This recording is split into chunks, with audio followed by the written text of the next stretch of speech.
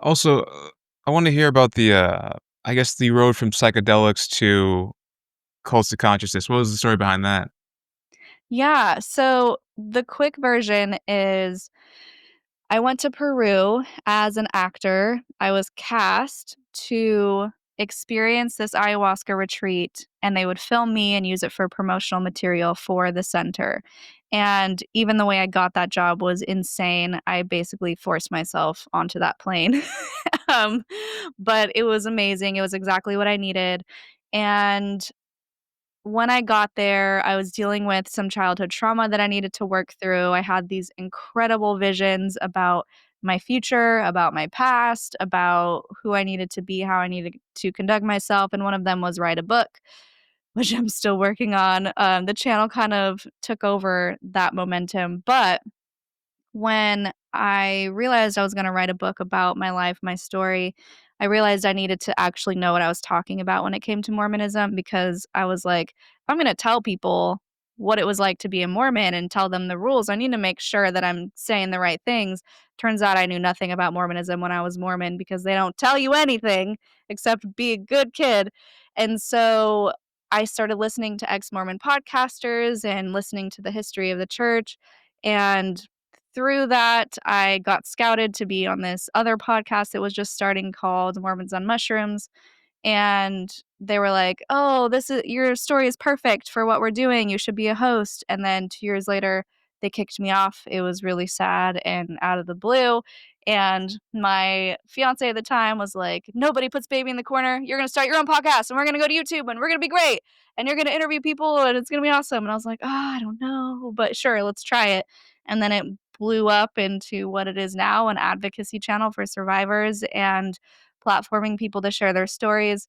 I had no idea the depths that we would go, the dark depths of the human psyche and what humans are capable of doing. It is continuously shocking to me to uncover what we do, but it's necessary work and it's clearly resonating with people or it wouldn't be growing at the rate that it is. So we continue to do it. Okay, and are you still working on this book? Yes, well, it's on my computer.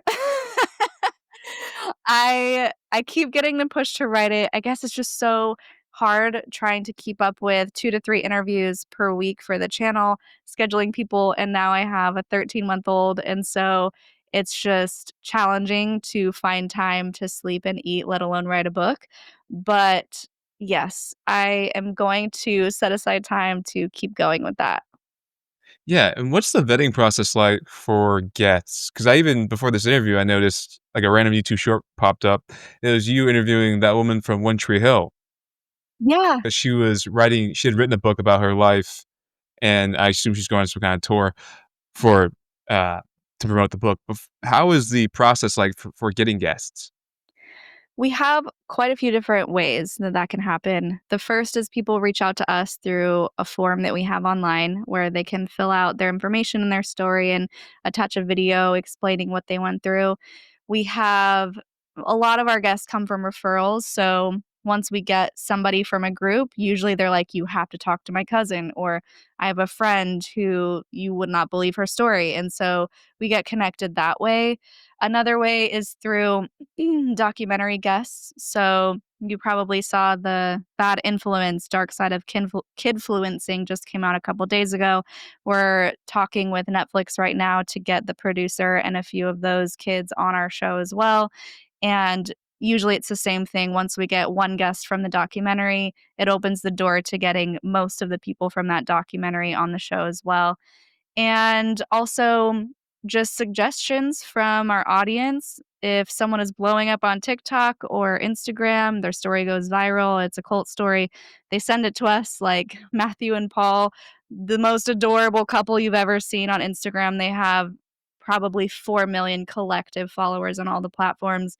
Paul is blind. Matthew grew up in the IBLP, which he just started telling people, and he plays cute little pranks on his husband, and so they're awesome. I was able to get them once he opened up about his background. My inbox was flooded with messages from our viewers asking us to interview him, so Yeah, lots of different ways, and as far as vetting goes, it's a really tricky thing. Most of the time, all of our guests or our audience, they rally behind our guests and they're so supportive.